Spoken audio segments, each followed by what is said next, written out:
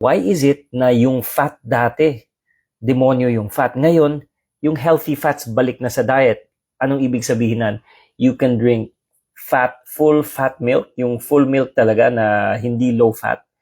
And then, these are things na bawal dati. Yung mga delata na low fat na mga foods, hindi na yan bawal kasi before, a lot of low-fat foods came out because they said yung fat, yung taba, yung cholesterol, nakaka-block ng arteries, nakakasira ng heart natin.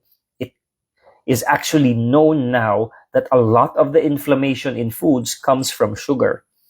And it is actually documented that the sugar industry has put a lot of money into demonizing fat.